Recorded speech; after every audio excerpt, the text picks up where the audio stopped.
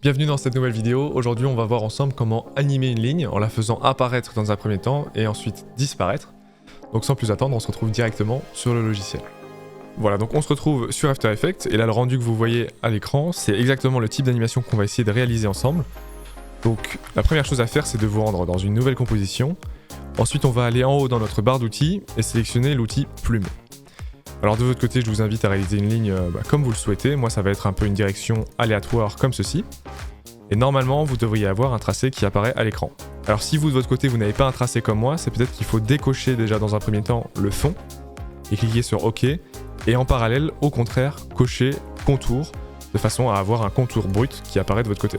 Moi, de mon côté, je vais modifier la couleur comme ceci pour avoir un bleu foncé. Voilà, donc j'ai ce tracé. Et ce tracé, je souhaite le faire apparaître progressivement. Donc dans un premier temps, je me rends dans mon calque en bas à gauche, je le renomme tracé, je viens l'ouvrir, et au niveau de contenu, j'ouvre également le petit dossier, et sur le bouton à droite, ajouter, je vais cliquer sur la petite flèche, et sélectionner réduire les tracés. C'est ce paramètre bien spécifique qui va me permettre justement de réduire mon tracé et progressivement le faire apparaître. Donc je fais ouvrir ce paramètre, et au niveau de 0 secondes, je vais poser une image clé, donc c'est-à-dire cliquer sur le petit chronomètre à côté de fin et réduire de 100% à 0%. Et là peut-être qu'en justement en ajustant 100% à 0%, vous allez voir le rendu qui apparaît. On voit qu'on est en train de réduire progressivement notre ligne jusqu'à 0. Ensuite, moi je me rends à 2 secondes à peu près. Et là au contraire, ma fin, je vais la mettre à 100%. Et maintenant si je joue mon animation, on voit qu'effectivement ma ligne, elle se révèle progressivement. Le seul bémol, c'est qu'elle se révèle de façon très linéaire, constante, sans aucune variation au niveau de la vitesse. Ça, c'est quelque chose que moi je souhaite ajuster. Donc je vais sélectionner mes deux images clés, faire un clic droit, assistant d'image clé, lissage de vitesse.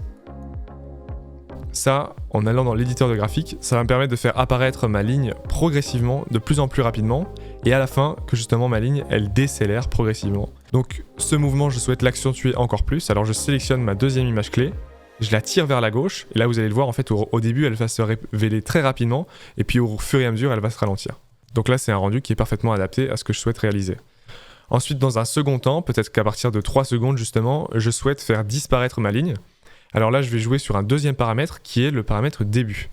Donc tout comme on l'a fait précédemment, je viens cliquer sur le chronomètre, et je conserve ma valeur de 0%, et ensuite je me mets à 4 secondes, et cette fois ma valeur début je la mets à 100%. Et donc maintenant, si je rejoue mon animation, on a notre ligne qui se révèle dans un premier temps, et dans un second temps, hop, qui vient disparaître. Alors comme on l'a fait juste avant, moi je vais sélectionner mes images clés, faire un lissage de vitesse en faisant un clic droit, lissage de vitesse.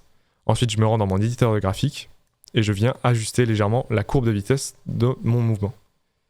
Et lorsqu'on joue le rendu, vous avez normalement une animation de ligne qui apparaît dans un premier temps et disparaît dans un second temps. Voilà, c'est déjà tout pour ce tutoriel, j'espère que ça vous aura plu. Si vous souhaitez aller plus loin, j'ai une formation dans laquelle je vous accompagne de A à Z sur After Effects, le lien est juste en description. Et sinon, je vous dis à la prochaine dans un nouveau tutoriel.